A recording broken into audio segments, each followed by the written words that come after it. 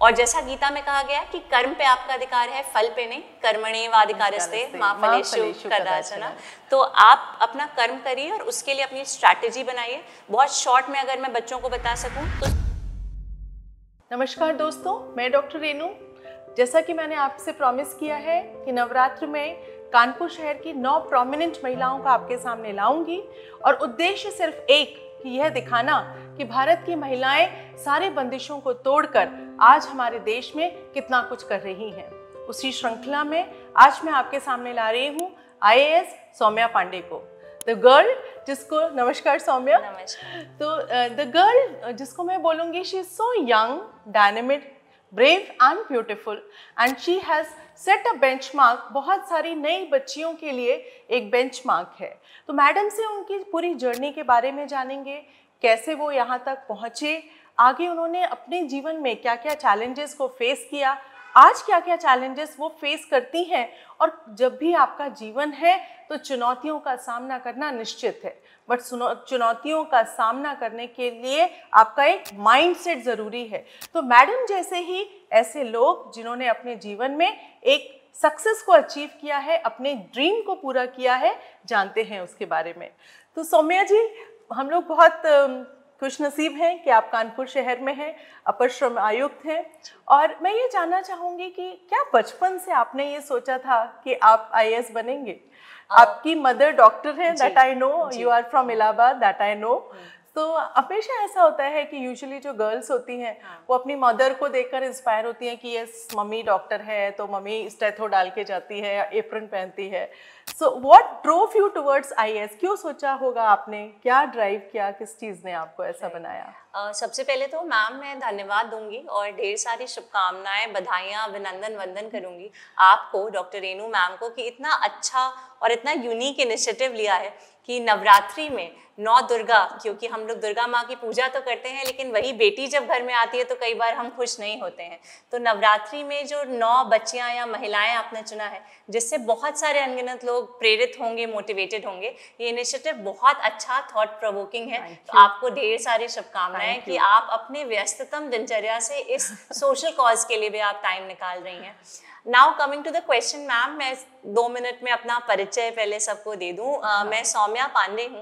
मैं 2017 बैच की IAS अधिकारी हूं और इस समय एडिशनल लेबर कमिश्नर, अपर श्रम आयुक्त उत्तर प्रदेश के पद पर कानपुर में कार्यरत हूं। मैं प्रयागराज से बिलोंग करती हूं, मूलतः वहीं से शिक्षा दीक्षा मैंने ग्रहण की है। जैसा कि मैम आपने पूछा कि कैसे सोचा IAS में आने के लिए, और मेरी माता जी भी डॉक्टर हैं, आपकी तरह गायनेकोलॉजिस्ट हैं, तो मैं डॉक्टर या मेडिकल फील्ड में क्यों नहीं गई? मैम बहुत लंबी कहानी है, पर अगर मैं शॉर्ट में बताऊं तो बचपन से ही मैं एक मेधावी छात्रा रही थी। पढ़ाई लिखाई का शौक रहा था और उसकी भी क्रेडिट मेरी माताजी को जाती है कि वो हमेशा से घर में उन्होंने एक माहौल दिया। एक और चीज़, मैं अपने माता पिता की इकलौती बेटी हूँ, तो मुझे उन्होंने पूरा समय दिया। मेरे कोई भाई बहन नहीं है, पूरा समय मुझे ही मिला, मेरी शिक्षा को मिला, मेरी एक्स्ट्रा करिकुलर एक्टिविटीज़ को मिला। तो मैं शुक्रगुजार हूँ भगवान को के प्रति, अपने गुरुओं के प्रति और अपने माता पिता के प्रति कि उन्होंने मुझे ये मौका दिया कि मैं शिक्षा ग्रहण करके अपने जीवन में कुछ कर पाऊँ। बचपन से मैम मैं मेधावी छात्रा रही थी, पढ़ाई लिखाई का शौक रहा था। 10th और 12th में मैंने CBSE बोर्ड में टॉप किया था नॉर्थ इंडिया में, 98.7% मार्क्स थे मेरे। Great. और फिर 10th के बाद मुझे लगा कि मुझे मैथ्स की तरफ मेरी रुचि ज़्यादा है। Okay. ये बात मैं सभी लोगों को बताना चाहती हूँ कि मेरी मम्मी बहुत मुझे बायोलॉजी पढ़ाती थी, जैसे शायद मैम भी अपनी बिटिया को पढ़ाती होंगी, एक digestive system, reproductive system, models बना के, पर मुझे बहुत रुचि नहीं आती थी और मुझे नींद आती थी जब मैं बायोलॉजी पढ़ती थी। तो मुझे समझ आ गया था कि मेरी रुचि ज़्यादा मैथ्स की तरफ है, फिजिक्स की तरफ है, और मेरी रुचि इंजीनियरिंग की तरफ है। तो जब मैंने अपने माता पिता को ये बात बताई कि 10th के बाद मुझे PCM लेना है ताकि मैं इंजीनियरिंग में जा सकूं, तो तब मैंने डिसाइड किया कि मैं इंजीनियर बनूंगी और मैंने IIT JEE की तैयारी वगैरह शुरू किया। 12th में क्या हुआ कि जब मैंने टॉप किया था बोर्ड एग्जाम्स में, तो मैं कार्यक्रम में गई थी मैम, और वहाँ पे वो सोशल बैंकिंग SBI का कार्यक्रम था जिसमें वो टॉपर्स को सम्मानित कर रहे थे। तो 12th के टॉपर मैं थी नॉर्थ जोन से, और उसी समय सिविल सर्विसेज के भी टॉपर आए हुए थे। वहाँ मैंने पहली बार देखा कि अच्छा, सिविल सर्विसेज भी कोई एग्जाम होता है, IAS PCS DM SDM भी कोई पद होते हैं। उसके पहले मुझे जानकारी नहीं थी कि DM कौन होता है या SP कौन होता है, क्योंकि कभी मेरा मैम कभी वैसे नहीं हुआ था कि कभी मुझे जाना पड़े और समझना पड़े। तो वहाँ मैंने उनको देखा और उन सीनियर से पूछा कि भाई सिविल सर्विसेज क्या होते हैं, आप लोग कैसे प्रिपेयर करते हैं, तो उन्होंने फिर बताया। फिर मैंने गूगल पे सर्च किया और 12th के बाद जब मैंने इंजीनियरिंग में भर्ती ली, मुझे कॉलेज मिला था मोतीलाल नेहरू NIT इलाहाबाद। वहाँ पे मैंने इलेक्ट्रिकल इंजीनियरिंग में मुझे एडमिशन मिला था बीटेक में। उस दौरान फिर मैंने पढ़ाई सिविल सर्विसेज की शुरू की, UPSC की शुरू की, और मैंने देखा कि काफी बड़ा टफ एग्जाम होता है, 3 चरणों में होता है। तो एक तरीके से वहां से इंस्पिरेशन मिला, इंटरनेट पे पढ़ा, बहुत सारे अच्छे IAS ऑफिसर्स के बारे में पढ़ा कि कितना अच्छा काम हम कर सकते हैं, और फिर मैंने अपनी तैयारी इसकी शुरू की। That's wonderful। आज आपको इस प्लेटफॉर्म पे लाने का सबसे बड़ा कारण ही यही है कि आपने 12th में जब टॉप किया, उसके बाद आप ऐसे लोगों से रूबरू हुए तो आप इंस्पायर हुए। तो मैं यही चाहती हूँ कि बेटियां, माएँ और उनके जो फादर हैं वो ये देखें कि बच्चियों को जब आप एक्सपोजर देंगे, बच्चियों को जब आप सपने देखने देंगे, सपनों की उड़ान भरने देंगे, तो वो कहाँ तक पहुँचेंगी वो आप इमेजिन भी नहीं कर सकते हैं। तो ये बहुत इंपॉर्टेंट है। मैडम से अभी और आगे बहुत कुछ जानना बाकी है। IAS के एग्जाम की आपने तैयारी ड्यूरिंग इंजीनियरिंग ही शुरू करी, राइट? तो आपने कोचिंग उसी के साथ में लेनी शुरू की, क्योंकि हम ये देखते हैं IAS की एग्जाम डेफिनेटली टफ होता है। आई थिंक समथिंग 1000 सीट्स होती हैं। इंडियन फॉरेन सर्विसेज की कुछ 50 के करीब, शायद 40-50 के करीब सीट्स होती हैं। तो डेफिनेटली कुछ बच्चे जो होते हैं वो पहले से ही हाथ डाल के बैठ जाते हैं। तो बिना मेहनत के तो भाई कुछ भी पॉसिबल नहीं है। तो आपने अपनी तैयारी को किस तरीके से आगे बढ़ाया कि आप इंजीनियरिंग भी पढ़ते रहे और IAS के एग्जाम को भी पढ़ते रहे, के लिए भी तैयारी करते रहे? ये काफ़ी अच्छा प्रश्न है मैम, क्योंकि जब मैं तैयारी कर रही थी तब मुझे एज सच गाइडेंस नहीं था कि कैसे तैयारी करें, क्योंकि घर में कोई था नहीं, तो कोई बताने वाला भी उतना नहीं था। जितने भी लोग यहाँ देख रहे हैं, माता पिता देख रहे हैं, बच्चे भी देख रहे होंगे, उनको मैं बताना चाहूंगी कि UPSC का एग्जाम एक मैराथन की तरह है। मतलब ये 22 किलोमीटर की दौड़ है, 400 मीटर की दौड़ नहीं है कि यहाँ शुरू किया और वहाँ खत्म कर दिया। तो सबसे पहले आपको इस एग्जाम की तैयारी करने के पहले अपने अंदर एक प्रश्न पूछना चाहिए, वाई। आजकल मैम मैं किताब पढ़ रही हूँ साइमन साइनेक की, उसका टाइटल है स्टार्ट विद वाई। तो जीवन में मैम आप भी जब डॉक्टर बनने की सोची होंगी, तो या कुछ भी हम बनने का सोचते हैं, तो सबसे पहले क्यों बनना चाहते हैं। बिल्कुल। तो पहले तो आप अपने आप से प्रश्न पूछिए, why do you want to become an IAS। क्या आप सिर्फ ये पावर, पैसा, रुतबा ये देख के IAS में आना चाहते हैं? क्या आपको लगता है बहुत पावरफुल पोस्ट है, या माता पिता कह रहे हैं इसलिए आप आना चाहते हैं? क्या आपको लगता है कि दोस्त तैयारी कर लें इसलिए आना चाहते हैं? ग्लैमर आपको दिख रहा है इसलिए आना चाहते हैं? तो अगर आपका आंसर ये सब है, तो मुझे लगता है आपको IAS की तैयारी नहीं करनी चाहिए, क्योंकि मैम ये बहुत सुपरफिशियल या सतही कारण है।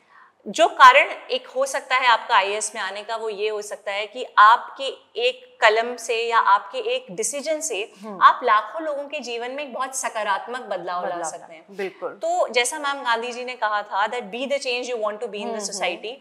तो when you become an IAS officer, you can actually be the change you want to become in the society. बहुत अच्छी बात। तो मैम ये डीप रीजन आप अपना पहले ढूंढिए कि आप इंट्रोस्पेक्ट करिए कि मैं IAS क्यों बनना चाहता हूँ, मैं SDM DM के पद पे क्यों बैठना चाहती हूँ। फिर जब जहाँ तक तैयारी की बात आती है ma'am, this exam requires smart work rather than hard work. तो एक होता है कि हम, बहुत लोग कह रहे हैं 20-20 घंटे पढ़ रहे हैं। जैसा आपने आंकड़े बताए मैम कि हर साल लगभग 10 लाख बच्चे IAS का फॉर्म भरते हैं। लगभग 1 लाख 1.5 लाख बच्चे अपीयर होते हैं। 3 चरण में ये एग्जाम होता है, प्रीलिम्स, मेंस और इंटरव्यू। तो मैम 1 लाख 1.5 लाख बच्चे प्रीलिम्स में बैठे, उसमें सिर्फ 30,000 बच्चे मेंस लिखते हैं, उसमें से 10,000 बच्चे इंटरव्यू देते हैं और सिर्फ 1,000 बच्चे सिलेक्ट होते हैं, जिसमें सिर्फ 100 बच्चे IAS होते हैं, 50 बच्चे IFS होते हैं, 100 बच्चे IPS होते हैं। तो 10 लाख में 50 बच्चे या 100 बच्चे, तो ये रेशियो है। तो ऐसे सुन के लगता है कि अरे इतने में कैसे हो पाएगा। तो सबसे पहले तो मेंटली अपने आप को आप टफ बनाइए कि मैं ये कर सकती हूँ, कर सकता हूँ, मेरा वाई बहुत स्ट्रांग है, मेरा कारण बहुत स्ट्रांग है। फिर अपनी एक अच्छी स्ट्रैटेजी बताइए। मैं प्रयागराज से थी, मुझे बोला गया आपको दिल्ली जाना पड़ेगा, लाखों की कोचिंग करनी पड़ेगी, आपको अपनी बेटी को IAS कलेक्टर बनाना है, तो आप दिल्ली भेजिए, लाखों रुपए दीजिए, तब जाके वो कलेक्टर बनेगी। मैंने ऐसा कुछ नहीं किया, मैंने अपने कमरे में बैठ के पढ़ाई किया मैम, और अच्छे से पढ़ाई किया, 1 साल जिसे कहते हैं तपस्या किया। और उस तपस्या के बाद आपको जो रिजल्ट मिलता है वो अच्छा मिलता है। और जैसा गीता में कहा गया कि कर्म पे आपका अधिकार है, फल पे नहीं। कर्मण्येवाधिकारस्ते मा फलेषु कदाचन। तो आप अपना कर्म करिए और उसके लिए अपनी स्ट्रैटेजी बनाइए। बहुत शॉर्ट में अगर मैं बच्चों को बता सकूं तो सिलेबस अच्छे से पढ़िए, रोज न्यूज़पेपर पढ़िए, एनसीईआरटी की किताबें पढ़िए, अपना ऑप्शनल अच्छे से तैयारी करिए और आंसर राइटिंग की प्रैक्टिस करिए और अपनी बुक सोर्सेज लिमिटेड रखिए। तो 1-1.5 साल की अच्छी सतत तैयारी आप करेंगे मैम तो परिणाम अच्छे आ सकते हैं। वंडरफुल। मुझे लगता है इतनी अच्छी बात कोई भी नहीं बता सकता है। ये बातें बहुत ज़रूरी हैं जो आजकल हमारे समाज में एक हो गया है ना, मैं ये नहीं कर सकती हूँ क्योंकि मेरे पास कोचिंग की सुविधा नहीं है, मैं ये नहीं कर सकती हूँ क्योंकि मैं छोटे शहर से हूँ। तो मैं भी ये बताना चाहूँगी कि जैसे मैडम ने कहा कि उन्होंने कोई खास कोचिंग नहीं ली है, ऐसा नहीं है कि बड़े बड़े नामी कोचिंग्स जो आप न्यूज़पेपर में देखते हैं उनको अटेंड करने से ही आप सेलेक्ट होंगे। नो, ऐसा कुछ नहीं है। Same goes with me. मैं सीहोर से हूँ, भोपाल के पास एक बहुत छोटी सी जगह है और कोचिंग की कोई सुविधा नहीं थी। तो बस जो अपनी किताबें थी उनको अच्छे से समझा, अच्छे से पढ़ा, फोकस होना चाहिए। कुछ लोग जाते हैं कोचिंग्स अटेंड करने के लिए बट वो भटक जाते हैं, ज़्यादा मस्ती में रहते हैं। ये ज़रूरी है कि 24 घंटे में आपको कब, कहाँ, कितने समय कितना पढ़ना है, क्या पढ़ना है और साथ ही साथ रिवाइज कैसे करना है, ये इम्पॉर्टेंट है। बेहतर है कि हम, जैसे मैडम ने कहा, सेल्फ इंट्रोस्पेक्शन ज़रूरी है। दुनिया से कॉम्पीट करने की ज़रूरत नहीं है, अपने आप से कॉम्पीट करने की ज़रूरत है कि हम कितनी मेहनत कर रहे हैं, हम कितना इम्प्रूव कर रहे हैं। बहुत अच्छी बात है आपने बच्चों को बताई कि कोचिंग इज़ नॉट एवरीथिंग, थोड़ी बहुत गाइडेंस मिल सकती है। और आज तो बहुत ही अच्छा है कि यूट्यूब पे ऑनलाइन आपको इतनी सारी फ्री में भी कुछ मिल जाती हैं, कुछ बहुत मार्जिनल उस पर फीस देकर भी आप ये कर सकते हैं। अच्छा, मैंने ये भी देखा सौम्या जी कि कई मेरे रिलेटिव्स हैं, उनके बच्चे हैं, ये देखने में आया कि बच्चे चाहते हैं आईएएस बनना, इलाहाबाद भी जाते हैं, प्रयागराज जाते हैं, दूसरी जगह जाते हैं, दिल्ली जाते हैं, सालों साल वो कोचिंग ही कर रहे हैं, पढ़ाई कर रहे हैं और उनका सिलेक्शन नहीं होता है। एंड देन 7-8 साल बाद उनका कोई भविष्य नहीं होता। बहुत दुख होता है कि अपने समय के मेधावी छात्र 7-8 साल में पता नहीं क्या हो जाता है उनको कि वो, ठीक है आप आईएएस क्लियर नहीं कर पाए, कोई बात नहीं है, बहुत कम सीट्स हैं, ठीक है, बट आपको लगता है कि हर एक इस तरीके के छात्र को एक प्लान बी भी रखना चाहिए, बिकॉज नंबर ऑफ सीट्स इतनी कम है कि मान लीजिए अगर आपका आईएएस में सिलेक्शन नहीं होता है तो आपको क्या करना चाहिए? क्या should you have a plan be in your mind? कि आप, पहली बात तो मुझे लगता है प्लान बी होने से कॉन्फिडेंट रहोगे कि I will give my level best, पूरी कोशिश करूंगा, पूरी मेहनत करूंगी, और नहीं हुआ तो I will go for plan B. What do you say about this? ये मैम बहुत ही अच्छा और संवेदनशील टॉपिक है जो आपने उठाया, क्योंकि जब मैं भी तैयारी करती थी बहुत लोग बोलते थे कि अगर प्लान बी रखेंगे तो फिर आप आईएएस का सपना भूल जाओ, क्योंकि इसमें तो अपना 100% आपको आह्वान दे देना है। हाँ। पर मेरी भी व्यक्तिगत राय यही है मैम, और मैं 2 तरीके से इस बात का जवाब दूंगी कि सबसे पहले तो क्योंकि ये कंपटीशन है और UPSC is a very unpredictable exam. हाँ। मैंने आईएएस में 4थी रैंक अपने प्रथम प्रयास में मेरी आई 22 साल की उम्र में। हो सकता है मैम अगली बार प्रीलिम्स भी ना होता। हाँ। क्योंकि मुझसे अगर कोई पूछता कि आपने एग्जाम दिया, आपको क्या लगता है, तो मुझे नहीं पता था कि मेरा नाम भी उस लिस्ट में आएगा कि नहीं आएगा, क्योंकि इतना अनप्रेडिक्टेबल एग्जाम है। तो मैं सभी जितने भी एस्पिरेंट्स, अभ्यर्थी तैयारी कर रहे हैं और उनके माता पिता को भी ये बोलना चाहूंगी कि this is not the end of life, this is just one bend of life. ये अंत नहीं है। आप अपना 100% दीजिए, जैसा मैंने कहा मैम अपने कर्म पे अपना हाथ है, बट प्लान भी जरूर रखिए। मैं अपना एग्जाम्पल ही देके बताती हूँ। मैं जब आईएएस की तैयारी कर रही थी तो मेरे पास बीटेक की एक, मतलब इंजीनियरिंग की भी एक डिग्री थी, तो मेरे पास मन में था कि ठीक है 1-2 बार में नहीं होगा तो मैं कोई इंजीनियरिंग की जॉब जरूर आगे सीख करूंगी, क्योंकि फाइनेंशियली आपको इंडिपेंडेंट होना है। तो आप अपनी ग्रेजुएशन की डिग्री का सहारा ले सकते हैं। दूसरा, आप आईएएस जब दे रहे हैं तो आप साथ में सारे कॉम्पिटिटिव एग्जाम्स दीजिए जो आईएएस के नेचर के हों। जैसे मैम मैंने UP PCS, Rajasthan PCS, MP PCS, CDS, ये सारे एग्जाम्स दिए थे जिसमें जनरल स्टडीज पूछा जाता है। अच्छा। मुझे अभी भी याद है, आप एमपी से हैं इसलिए रीवा में मेरा सेंटर पड़ा था एमपी पीसीएस का, और तो मैंने जाके वो एग्जाम भी दिया था। यूपी पीसीएस भी मेरा निकल गया था, मेरा मेंस निकल गया था, इंटरव्यू कॉल आ गई थी। इसी तरह यूपीएससी कंबाइंड डिफेंस सर्विसेज कराता है, वो भी आप दे सकते हैं। तो जब आप आईएएस की तैयारी कर रहे हैं तो उससे मिलते जुलते नेचर वाले सारे आप कॉम्पिटिटिव एग्जाम्स दे सकते हैं, ताकि हो सकता है उसमें आपका हो जाए और उसके साथ साथ आप आईएएस की तैयारी भी कंटिन्यू कर सकें, ताकि आपके मन में ये ना हो कि मैं कुछ नहीं कर रहा हूँ, मेरे पास फाइनेंशियली इंडिपेंडेंट नहीं हूँ। और दूसरी चीज, आजकल मैम हम जा रहे हैं माननीय प्रधानमंत्री जी और माननीय मुख्यमंत्री जी के निर्देशन में पूरे देश में और प्रदेश में बहुत सारे startup India, stand up India के लिए इनिशिएटिव्स हैं। तो अगर आपका माइंड है कि मैं एंटरप्रेन्योर बनूं, मैं कुछ अपनी नई चीज करूं, तो आपको बहुत अच्छे लोन्स मिल जाएंगे startup India, stand up India के अंतर्गत। स्किल इंडिया में आपको कौशल विकास मिशन में बहुत सारी अच्छी अच्छी ट्रेनिंग मिलेंगी अलग अलग जॉनर्स में, ट्रेड्स में। तो आप इन सब के बारे में भी सोच सकते हैं जिससे आपकी स्किलिंग और वोकेशनल ट्रेनिंग इंप्रूव हो। बहुत ही अच्छी बात बताई सौम्या जी आपने। ये बहुत ज़रूरी है कि किसी भी पद को, किसी भी चीज़ के पीछे एकदम से ऐसे होके मत बैठिए। फाइनली एंड रिजल्ट जो भी हो 100% कीजिए, बट नहीं होता है तो दूसरी चीज़ों के भी बारे में सोचना, समझना, जानना ज़रूरी है। और कभी भी इस तरीके की कोई बात हो, मन में कुछ इस तरीके का कंफ्यूजन आ रहा हो, तो बिल्कुल सौम्या जी को आप मेल कर सकते हैं, ढूंढ लीजिए उनको, कहीं ना कहीं मिल जाएंगी, उनका मेल आईडी मिल जाएगा। वो इतनी प्रोमिनेंट फिगर हैं और इतनी कम उम्र में उन्होंने आईएएस का एग्ज़ाम क्लियर किया है, ये बहुत ही काबिले तारीफ है। सेकेंडली, जब आपका सिलेक्शन हुआ तो how was your training period? कैसा लगा आपको? मुझे जानती हूँ मेरे दोस्त हैं, आईएएस हैं, और पर्सनली आई नो कि जैसे ही सिलेक्शन होता है, व्हेन आपका ड्रीम इतनी मेहनत के बाद जब फल मिलता है तो बहुत मीठा होता है। How was your training? Ma'am बहुत अच्छा था, जैसे कि आप हम सब लोग की ट्रेनिंग होती है। मैं वहाँ से शुरू करूँगी मैम, 31 मई 2017 जब मेरा रिजल्ट आया और तब से लेके ट्रेनिंग। तो जब ऐसे ही कंप्यूटर था, कंप्यूटर पे पीडीएफ खोला गया, तो मेरी मम्मी आई हॉस्पिटल से और उन्होंने बोला कि नीचे से नाम देखना शुरू करो, 1099 से कहीं ना कहीं शायद मिल जाए। तो जैसे हर माता पिता को अपने बच्चे नालायक ही लगते हैं, तो उनको भी लगता था कि क्या ही पढ़ाई किया होगा इसने, कहाँ होगा इसका। तो नीचे से हमने नाम देखना शुरू किया और नीचे 2-3 पन्नों में नाम नहीं मिला। तो मुझे भी लगा कि नहीं हुआ है, मैं भी दुखी हो गई, मम्मी भी थोड़ा सा दुखी हुई।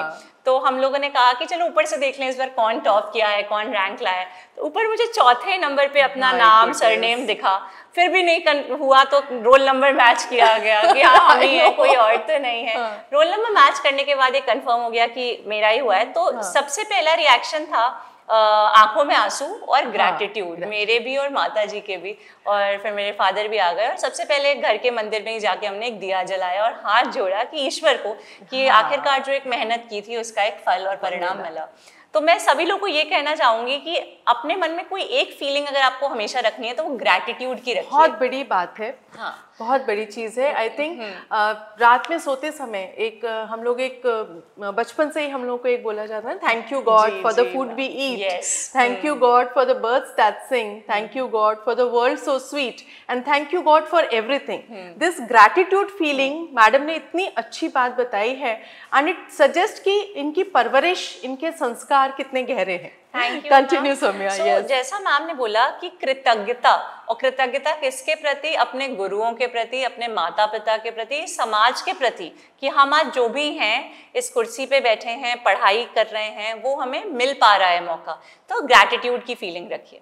जब मैम मेरा सिलेक्शन हुआ तो सबसे पहली फीलिंग थी कि कहीं भी मैं बाहर जा रही हूँ तो लोग सेल्फी ले रहे हैं साथ में, पहचान रहे, अरे देखो ये तो सौम्या पांडे है जिसने टॉप किया है। तो सेलिब्रिटी वाली फीलिंग आई कि हम भी मतलब ऐश्वर्या राय टाइप्स कोई है कि सब लोग पहचान रहे हैं हमें, मतलब अभी तक कोई जानता भी नहीं था। मैं कहीं भी जा रही हूँ, मॉल में जा रही हूँ, वहां जा रही हूँ, तो लोग बच्चे पहचानने लगे थे। तो पहली फीलिंग सेलिब्रिटी वाली थी।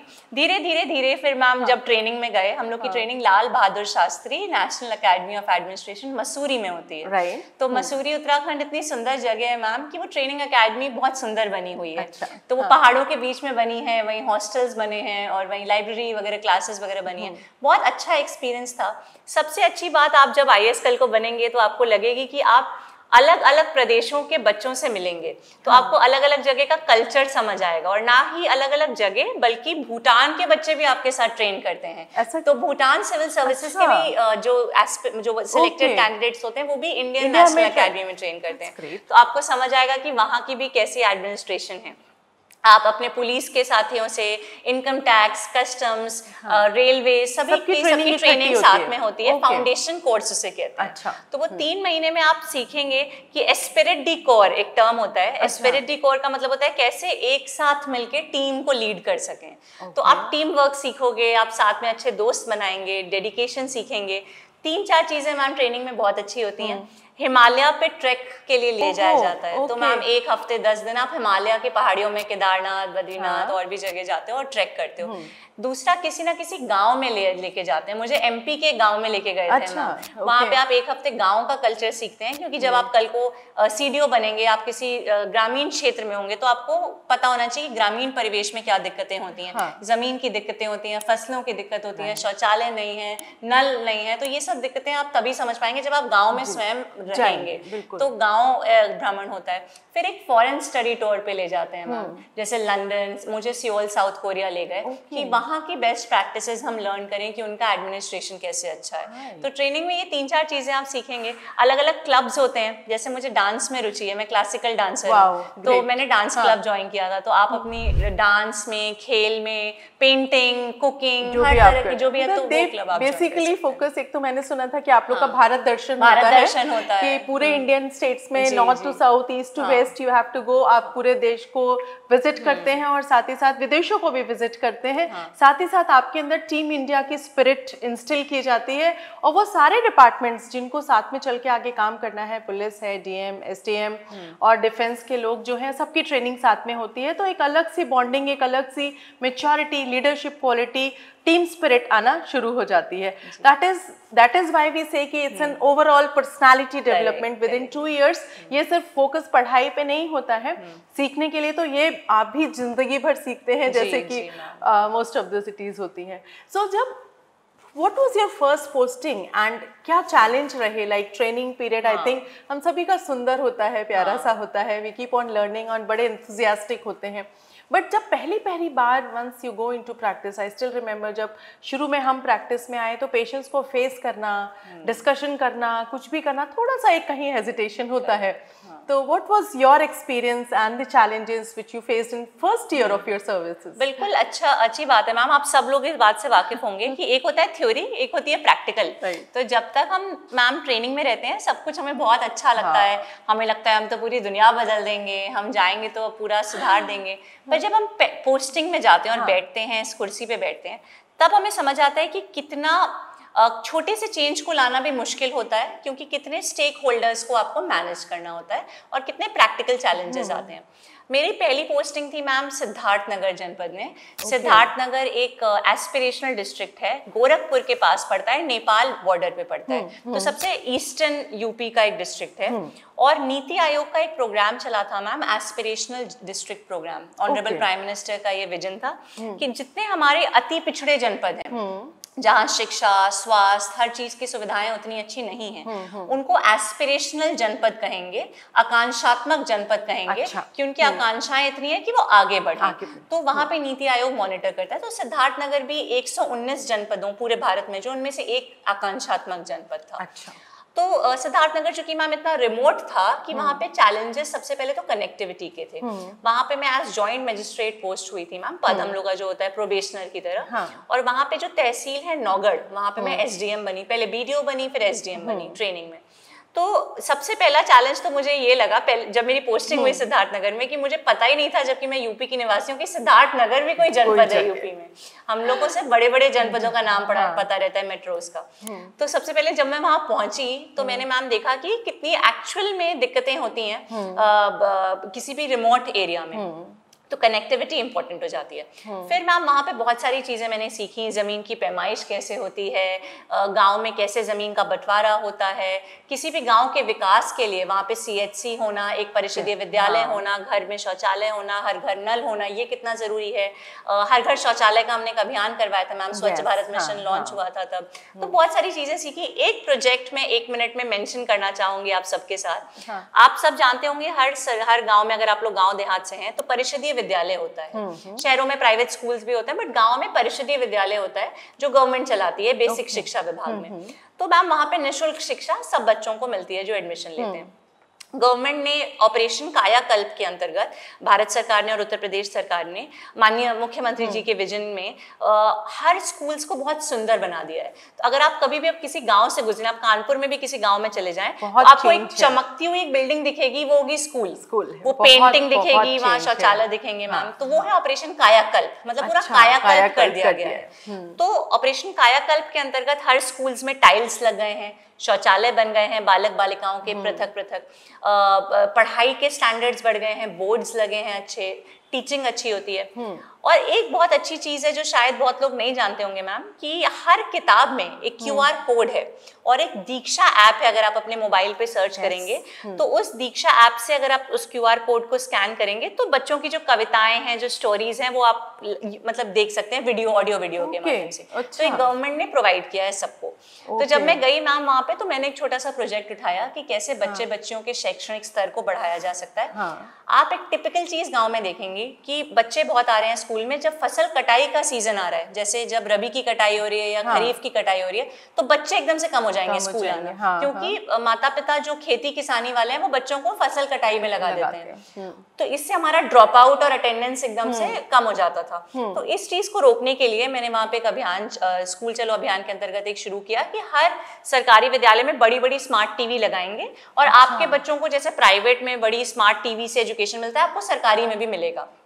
उस स्मार्ट टीवी के लिए मैम प्रधान के पास बजट होता है ग्राम पंचायत में, उससे 20-22 हजार की एक नॉर्मल स्मार्ट टीवी आती है, हर स्कूल में लगवा दिया गया। इंटरनेट कनेक्टिविटी भारत नेट के अंतर्गत पहुंची हुई थी। और फिर हर बच्चों को ऑडियो वीडियो के माध्यम से जब पढ़ाने लगे तो बच्चों को भी लगा अच्छा कार्टून दिखा रहे हैं, ये दिखा रहे, तो आने लगे, इंटरेस्ट बहुत हो गया। हाँ, तो अपने माता पिता को बोल के वो आने लगे। फिर मैंने एक स्टडी की कि जैसे 5 स्कूल में जहाँ टीवी लगी है और 5 स्कूलों में जहाँ नहीं लगी है, 3 महीने बाद बच्चों का एग्जाम लिया गणित हिंदी का। तो जहाँ लगी थी वहाँ बच्चों के लर्निंग आउटकम्स काफी अच्छे आए, ड्रॉप आउट्स काफी कम हो गए, बच्चियों के रिजल्ट बहुत अच्छे आए। तो ये मैंने देखा कि छोटे से इंटरवेंशन से जो गवर्नमेंट ने ऑलरेडी किया हुआ है, सिर्फ आपके थोड़ी स्ट्रैटेजी बनाने से, लोगों को प्रधानों के साथ चौपाल किया, अवेयर किया, कितना अच्छा इम्पैक्ट आ सकता है। वंडरफुल। यही सब चीजें इतनी इंस्पायरिंग हैं सौम्या जी कि आप डेफिनेटली अपनी पेरेंट्स की ओनली चाइल्ड थी, बहुत ही लालन से आप पली बढ़ी होंगी, सारी फैसिलिटीज़ इलाहाबाद जैसी बड़ी सिटी में रहकर। तो प्रयागराज से मैडम सीधे सिद्धार्थनगर पहली पोस्टिंग में, अकेले इतनी कम उम्र में, और आप समझिए एक एक छोटे छोटे गांव में विजिट करके वहाँ पर छोटी छोटी समस्याओं जो कहने को छोटी हैं, बट एक छोटे छोटे ब्लॉक से, एक छोटे छोटे गांव, एक छोटे छोटे बच्चे से हमारा भारत देश बढ़ता है और आगे उसकी उन्नति होती है। तो वो करने के लिए सौम्या जी मैं जानती हूँ कि अंदर से इच्छा होनी बहुत ज़रूरी है। तो जो लोग ये सोच के IAS PCS की तैयारी करते हो कि भाई हमें तो सीधे कुर्सी मिलेगी, हमें तो सीधे पावर मिलेगी, तो ये बात समझने की है कि हर वो कार्य जो आप करना चाहते हैं उसके पीछे की इंटेंशन, जो आपकी इच्छा शक्ति है, वो अगर सामाजिक नैतिकता को पूरी करती होगी तभी आप इस जीवन को परिपूर्ण कर पाएंगे। और कोई भी कार्य होगा, चाहे हम डॉक्टर हों, जब तक हम ये नहीं सोच सकते हैं कि हम सिर्फ बड़े बड़े काम ही करेंगे, हम भारत देश में हैं तो हमको हर छोटे से छोटे, बड़े से बड़े सर्जरी और कार्य को करना है। ऐसे ही DM जैसी, SDM जैसी और इतनी मूल्यवान 100 सीट्स में भी आकर आपको बेसिक्स पे काम करना बहुत ज़रूरी है। ये बात समझने की है कि मैडम ने इतनी कम उम्र में गांव में जाकर उस चीज़ पर ध्यान दिया। क्यों? क्योंकि जब आप अपने कार्य से प्यार करते हैं, जब आप मेहनती होने से नहीं डरते हैं, धूप सर्दी गर्मी बारिश की परवाह नहीं करते हैं, तो आप यहाँ पर इस स्टेटस पे होते हैं। बहुत ही इंस्पायरिंग है, बहुत ही अच्छा लग रहा है आपसे बात करके सौम्या।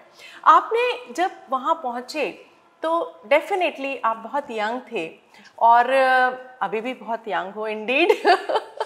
देन वहाँ पर इतने सारे पुरुषों के बीच में क्या आपको कभी कुछ ऐसा लगा कि being a female it's a challenge, that to उस सिटी में जाकर जहाँ पर अभी भी महिलाओं का प्रतिशत शायद शैक्षणिक स्तर पर उतना नहीं होगा? राइट मैम, ये बहुत बहुत बहुत इंपॉर्टेंट टॉपिक है मैम, और चूंकि आप भी महिला हैं, मैं भी बेटी हूँ, तो हम लोग इस चीज़ पे बात करें ये बहुत ज़रूरी है। मैम सबसे पहले तो मैं ये मानती हूँ कि जितनी बेटियां, जैसे प्रधानमंत्री जी कहते हैं बेटी बचाओ बेटी पढ़ाओ, तो सबसे जरूरी कि बेटियों को हम बचाएं, जो कार्य आप कर रही हैं मैम, क्योंकि आप देख रही हैं अभी भी फीमेल फीटिसाइड, फीमेल इन्फेंटिसाइड चल रहा है समाज में ma'am, because of patriarchal mindset. तो पहली बात तो बेटी को बचाना और फिर बेटी को पढ़ाना, ताकि बेटियां आप जैसी, हम जैसी और तमाम उन महिलाओं जैसी बन सकें जो हमारे लिए आज इंस्पिरेशन का सोर्स है। मैम मैं अगर पहले पार्ट पे टच करूं जो आपने बोला, मुझे ऐसा लगता है मैम जितनी महिलाएं एडमिनिस्ट्रेशन मेडिकल इनमें आएंगी उतना ही सेफ हम महसूस करेंगे। बिल्कुल ठीक बात तो उतनी महिलाएं होनी चाहिए मैम। आज आप देखिए ओला ये कैब ड्राइवर्स भी महिलाएं दिखेंगी आपको बहुत सारी जगह, तो सेफ फील करता है इंसान। जब मैं आई मैम, थैंकफुली मेरा एनवायरनमेंट, वर्क एनवायरनमेंट वहाँ ऐसा था, जैसे मेरे डीएम हो गए, वहाँ पे सीडीओ भी महिला थी जिस जनपद में मैं थी, कि मुझे एक अच्छा वर्क एनवायरनमेंट मिला और कभी ऐसा महसूस नहीं हुआ कि इनसिक्योरिटी या थोड़ी अनसेफ्टी लगे वहाँ पे, टच वुड। लेकिन मैम मैं फिर भी देखती थी कि जब आप कुर्सी पे बैठते हैं और आपके स्टाफ मान लीजिए मेल मेंबर्स हो, तो कई बार अथॉरिटी को क्वेश्चन करते हैं अगर कोई महिला है तो। यही मैं देखना, ये मैम इशू रहता है। और वो धीरे धीरे जितनी बच्चियां बैठेंगी कुर्सी पे और जितनी बच्चियां लीडरशिप की पोजीशन में रहेंगी, तभी ये कल्चर चेंज हो पाएगा। माइंडसेट जो है भारतीय पुरुष का, कि वो एक महिला को उतनी अथॉरिटी वाली पोस्ट पर एक्सेप्ट नहीं कर पाते हैं, प्रोबेबली हम चेंज कर पाएंगे। और उसको करने के लिए ये बहुत जरूरी है कि हम सब आपस में एक दूसरे को हेल्प करें। और गवर्नमेंट बहुत कुछ कर रही है, उसके बारे में I just want very fast वो कि थैंकफुली आज हम ऐसी सोसाइटी में हैं, ऐसी गवर्नेंस में हैं जहाँ पर बहुत कुछ हमारे लिए हो रहा है, तो उसका भरपूर फायदा उठाना चाहिए। And Saumya is one of the best person to tell us about. Right ma'am, ये बहुत बहुत अच्छी चीज बताई मैम। आज हम लोग बैठे हैं और कल ही हमारे ऑनरेबल प्राइम मिनिस्टर ने यूएन में फ्यूचर पैक्ट में बोला कि विमेन लेड डेवलपमेंट हमारा कंट्री कर रहा है। अभी था development for the women, now we have change to women led development. कल ही प्राइम मिनिस्टर का ये स्टेटमेंट था मैम यूएन में। तो अगर हम लोग देखें, मैं बस एक फॉर्मूले के माध्यम से आपको बताती हूँ कि सरकार कितना कुछ महिलाओं के लिए करी है। और ये फॉर्मूला मैंने बनाया है मैम, 5S फॉर्मूला, 5S। तो फर्स्ट S स्टैंड्स फॉर स्वास्थ्य। सबसे पहले कोई भी बच्ची पैदा होती है या महिला गर्भवती होती है तो जननी सुरक्षा योजना से आप शुरू करिए कि गर्भवती महिला को सरकार पैसे देती है कि वो खुद के भी ध्यान रखे और होने वाले बच्चे का भी ध्यान रखे। साथ ही साथ मैम हर गांव में आंगनवाड़ी है जहाँ निःशुल्क गर्भवती धात्री महिलाओं का चेकअप होता है, आयरन फॉलिक एसिड टैबलेट बांटी जाती हैं, आशा ANM जाके घर घर चेक करती हैं, plus CHC PHC wellness centres बने हुए हैं। तो ma'am I have seen, I would say कि बिकॉज स्वास्थ्य की बात हो रही है, पिछले 24 साल से मैं प्रैक्टिस कर रही हूँ, उससे 3 साल पहले मैं पढ़ाई कर रही थी, तब में जो गर्भवती महिलाएं हमारे पास आती थी, डिलीवरी के लिए जो पेशेंट्स आती थी और उनकी जो स्थिति होती थी वो बहुत ही खराब होती थी। हीमोग्लोबिन बहुत लो होता था, टिटनेस के इंजेक्शंस नहीं लगे होते थे, basics iron, calcium, folic acid ये सब नहीं मिलता था। बहुत सारी हाई बीपी की बहुत सारी छोटी छोटी बच्चियां, बहुत कम उम्र में शादी, बहुत ही खराब केसेस आते हैं। ये प्लेटफॉर्म मुझे नहीं लगता उसको मैं डिटेल में और बताऊं, बट ये समझिए स्थितियां बहुत खराब थी महिलाओं के स्वास्थ्य की। बट जब से ये आशा प्रोग्राम आया है, जब से हमारी एम्बुलेंस 108 इफेक्टिवली काम कर रही हैं, तब से टच वुड देश में ये सब चीज़ों के लिए बहुत अच्छी सुविधा हो गई है। और आज हम महिलाओं को देखते हैं, सब में अवेयरनेस है कि टिटनेस का इंजेक्शन लेना है, गांव में ही आयरन फॉलिक एसिड लग रहा है, सबका प्रॉपर चेकअप हो रहा है। 9 तारीख को जो फ्री चेकअप एक गर्भवती महिला का होता है, तो ये बहुत ही अच्छा स्टेप था। आई एम सो थैंकफुल कि गवर्नेंस के लिए कि उन्होंने हेल्थ केयर पे इतना अच्छा कार्य किया मतलब है। ये सच में माननीय प्रधानमंत्री जी और मुख्यमंत्री जी का बहुत अच्छा एक विजन था कि महिला स्वास्थ्य के लिए बहुत कदम उठाए गए हैं। फिर साथ ही साथ स्वास्थ्य में ही जो एक कुपोषण का कुछ चक्र था, मान लीजिए मैं गर्भवती हूँ और मेरे अगर मैं कुपोषित हूँ तो होने वाला बच्चा भी मेरा कुपोषित होगा और फिर वो एक कुपोषण का चक्र चलेगा। इसीलिए पोषण अभियान चलाया गया है जिसमें गर्भवती महिलाओं के न्यूट्रिशन पे फोकस किया जा रहा है। तो ये स्वास्थ्य की बात हो गई। और ना केवल फिजिकल स्वास्थ्य, mental health, anxiety, depression, mental wellness केंद्र भी जगह जगह बने हुए हैं जिसमें महिलाओं को फ्री काउंसलिंग, डिप्रेशन एंजाइटी से कैसे फाइट करें, कैसे अपनी बात रखें, उस पे भी, और मेंस्ट्रुअल हेल्थ पे भी बात हो रही है। सेकंड S है मैम शिक्षा। और शिक्षा के लिए बेटी बचाओ बेटी पढ़ाओ अभियान के अंतर्गत, स्कूल चलो अभियान के अंतर्गत, निपुण शिक्षा अभियान के अंतर्गत हर स्कूल में मतलब हर गांव में परिषदीय विद्यालय हैं। बच्चों के लिए कस्तूरबा गांधी बच्चियों के लिए विद्यालय खोला गया है। इस समय मैं लेबर का बता दूं, अभी थोड़े दिनों पहले माननीय मुख्यमंत्री जी ने अटल आवासीय विद्यालयों के नए शैक्षणिक सत्र का शुभारंभ किया है। और अटल आवासीय विद्यालय आप कभी कानपुर में बिल्हौर जाके देखिएगा, बहुत अच्छा रेजिडेंशियल विद्यालय है जहां 50% सीट बच्चियों के लिए आरक्षित हैं। लेबरर्स की बच्चियां हैं और वो बच्चियां हैं जो कोविड में अनाथ हो गई थी किसी कारण से।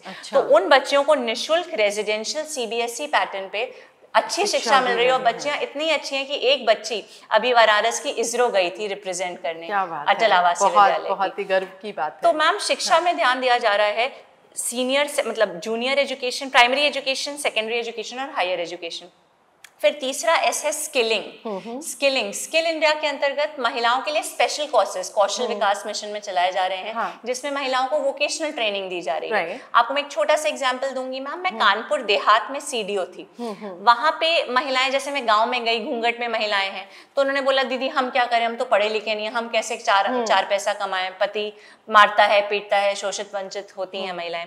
तो मैंने उनके लिए एक सरकार की बहुत अच्छी योजना है राष्ट्रीय ग्रामीण आजीविका मिशन, जिसमें महिलाओं को इकट्ठा करके समूह बना दिया जाता है, और एक उंगली से बेटर है मुट्ठी। तो 5 महिलाएं साथ में आ गई, बैंक से उनको लोन मिल गया और उन्होंने अपना काम शुरू किया। तो उनकी कैंटीन खुलवा दी हर सरकारी कार्यालय में, और वो चाय समोसा बेच के आज महीने के 50-60 हजार रुपए कमा रही है तहसील में जो कैंटीन खोली है। कितनी अच्छी बात है, it's such a good vision कि जो बच्चियां, जो फीमेल्स ये काम खाना बनाना अच्छे से कर सकती हैं, साथ मिलके कैंटीन खोल सकती हैं, और हमने सबके लिए विन-विन सिचुएशन है मैम। प्रेरणा नाम है इस प्रोग्राम का, सरकार की योजना है राष्ट्रीय ग्रामीण आजीविका मिशन, और इतने अच्छे प्रोडक्ट्स बनाती हैं महिलाएं, ब्यूटी पार्लर खोली हैं, प्रोडक्ट्स बनाती हैं, कपड़े बनाती हैं, सॉफ्ट टॉयज बनाती हैं। आपने जैसे मैम नेकलेस पहना है, सब नेकलेस बनाती हैं, और ऐसा हम लोगों ने अमेज़न पे डलवाया है। अब उनको ऑर्डर्स बाहर से अमेज़न फ्लिपकार्ट पे। तो ये है स्किलिंग कि आप महिला को कुछ हुनर सिखा दो, फिर वो अपना जीवन खुद चला लेगी। चौथा है स्वावलंबन, कि वो खुद स्वावलंबी बने, आत्मनिर्भर बने। आप देखिएगा मैम, कोई भी महिला अगर प्रताड़ित हो रही है, चाहे वो दहेज के लिए हो, सेक्सुअल हैरेसमेंट हो, या पति उसको डोमेस्टिक वायलेंस कर रहा हो, वो इसलिए हो रही है क्योंकि वो आर्थिक रूप से अपने पति पर निर्भर है। वो बेसिकली टॉलरेट इसलिए कर रही है बिकॉज़ उसके पास कोई वे आउट नहीं है। तो घर में मैम पति, भाई, पिता पे आप निर्भर होते हैं, तभी आप प्रताड़ित या शोषित होते हैं। जिस दिन महिला खुद हाथ में पैसे कमाने लगेगी, वो उसको नहीं ये झेलना पड़ेगा। तो सबसे जरूरी है कि आप आर्थिक रूप से स्वावलंबी बने, उसके लिए आप स्किल करें, जो सरकार ने इतनी सारी योजनाएं चलाई हैं, और स्वावलंबन की तरफ अपना कदम बढ़ाएं। और आखिरी चीज है स्वदेशी और स्वच्छता। तो महिलाओं के लिए मैम देखिए, आप एक टॉयलेट अगर हम देखें, तो पुरुषों के लिए तो सिर्फ एक टॉयलेट है कि टॉयलेट जाना है, पर महिलाओं के लिए वो डिग्निटी से भी रिलेटेड है। तभी माननीय प्रधानमंत्री जी ने जब लॉन्च किया था, तो उन्होंने कहा था ये बेटी के सम्मान का सिंबल है, इज्जत घर है ये, उन्होंने उसका नाम इज्जत घर दिया। बहुत फार साइटेड और बहुत ही विजनरी स्टेप था। Right ma'am. तो आज महिलाओं के पास जब हर घर में शौचालय है, स्वच्छता का तो प्रतीक है ही, साथ साथ उनके सम्मान का भी प्रतीक है। तो मुझे लगता है सरकार बहुत सारी चीजें कर रही है, आपको बस जागरूक होना है और अपना कदम आगे बढ़ाना। बस ये सबसे इम्पोर्टेंट बात है। मैडम ने जितनी बातें बताई हैं, ये हर महिला, हर भारतीय महिला के लिए बहुत ही इम्पोर्टेंट बात है। तो आगे बढ़ के अब इसको कैसे लेना है, आप इसके लिए भी मैडम के वेबसाइट पे जाकर देख सकते हैं, अपने प्रधान से बात कर सकते हैं, आशा बहू से बात कर सकते हैं, जो भी आपके यहाँ की लीडर है उससे बात कर सकते हैं, सभासद से बात करिए, पार्षद से बात कीजिए। आगे तो बढ़ना पड़ेगा, अपने हक के लिए मांगना पड़ेगा, और उससे पहले सोचना पड़ेगा कि आप कुछ कर सकती हैं। मैं ये मानती हूँ कि हर भारतीय महिला बहुत ही हुनरमंद है, हर भारतीय महिला के हाथ में बहुत ही ज़्यादा हुनर है, और वो आगे बढ़कर स्वावलंबी बन सकती हैं। ये तो बहुत ही, आपने इतनी पॉजिटिव वाइब्स दी हैं Saumya. I am so hopeful and so I am feeling very happy right now. It was such a good thing to know. अब ये आप ये बताइए कि क्या, मुझे लगता है कि चैलेंजेस हर इंसान की ज़िंदगी का पार्ट होने वाले हैं, जो भी चुनौतियां आने वाली हैं, चाहे वो महिला को लेके हों, चाहे जब हम एज ए वर्किंग वुमेन बाहर निकलते हैं तो वर्क लाइफ बैलेंस को लेके हों, हमारी हेल्थ को लेके हों। आप, मैं देख रही हूँ शाम के 7, साढ़े 7, 8 बजे कोई टाइम नहीं है कार्य करने का, ऐसे ही ज़्यादातर सबका रहता है। तो आपका क्या मानना है कि क्या माइंडसेट होना चाहिए कि हम अपनी वर्क लाइफ, जो महिलाएं हैं डेफिनेटली आज भी उनको ज़्यादा जिम्मेदारी अपने घर की भी होती है उतनी ही, तो किस तरीके से आप अपने वर्क लाइफ को बैलेंस कर सकते हैं? ये मैम जी, ये बहुत अच्छा सवाल है मैम। आप भी इस समय तक वर्क कर रही हैं, जो दिखाता है कि कितनी महिलाएं 24 घंटे अपने काम में लगी रहती हैं।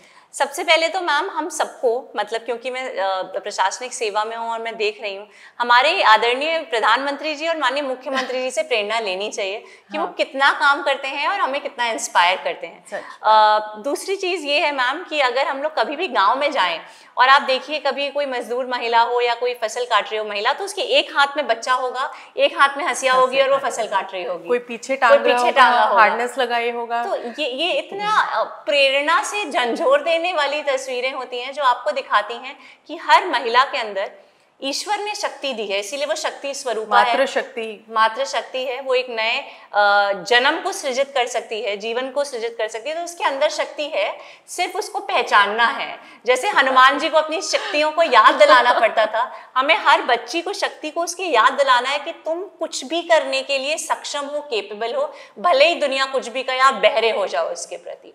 तो मैम ये सबसे इंपॉर्टेंट बात है। तीसरी चीज मैम, वर्क लाइफ बैलेंस। आप भी वर्किंग वुमेन हैं, बहुत सारी वर्किंग वुमेन देख रही होंगी ये प्रोग्राम।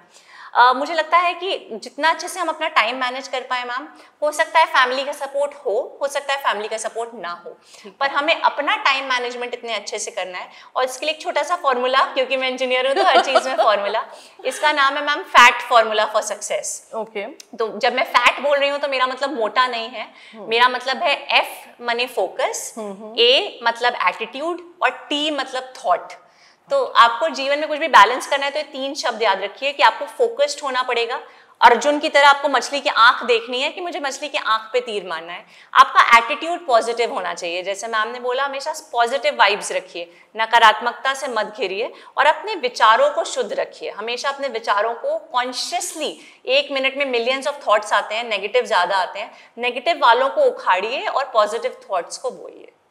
माय गुडनेस, सौम्या जी, मुझे ऐसा लगता है कि आपकी ये सारी बातें, मुझे ही ये जो रिकॉर्डिंग है ये बार बार देखनी पड़ेगी to get inspired so much. You keep on learning. देखिए, ऐसे ही हम एक दूसरे से कितना कुछ सीखते हैं। आज कभी कभी मुझे लगता है वो मैं ही कैसे सब कुछ, इतनी सारी चीज़ों को जगल कर रही हूँ, फैमिली को, घर को ठीक से कर पा रही हूँ, नहीं कर पा रही हूँ। सबसे इंपॉर्टेंट है सेल्फ कॉन्फिडेंस रखना कि आप जहाँ जो कर रही हैं बहुत अच्छा कर रही हैं। सबका सपोर्ट लेकर अच्छे से कार्य को आगे बढ़ाना है। और जो मैडम ने फैट फॉर्मूला बताया है वो तो ज़रूर याद रखना है।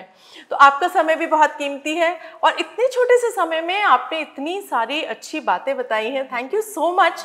बट लास्ट में एक फाइनल मैसेज हमारी महिलाओं के लिए, भारतीय महिलाओं के लिए, बच्चियों के लिए, हमारे यूथ के लिए, because you are such an inspiring youth icon for us. Thank you ma'am, and I am here because of people like all of you who inspire me। तो मैं सभी महिलाओं को, स्पेशली बेटियों को, बच्चियों को समर्पित करते हुए क्लोज करती हूँ मैम, क्योंकि आपके जीवन में भी चुनौतियाँ आएंगी, लेकिन वो खुद राह चुनते हैं आसमानों की। परिंदों को नहीं दी जाती तालीम उड़ानों की, क्योंकि जो रखते हैं हौसला आसमान छूने का, उन्हें नहीं परवाह होती गिर जाने की। क्या बात है, बहुत बहुत धन्यवाद। Thank you so much. And हम सब की तरफ से, मैडम और हमारी तरफ से, हैप्पी नवरात्रि। अपने दुर्गा स्वरूप को पहचानिए, अपनी अंदर की शक्तियों को पहचानिए और आगे बढ़िए। खुश रहिए और स्वस्थ रहिए। Thank you. जय हिंद। जय हिंद।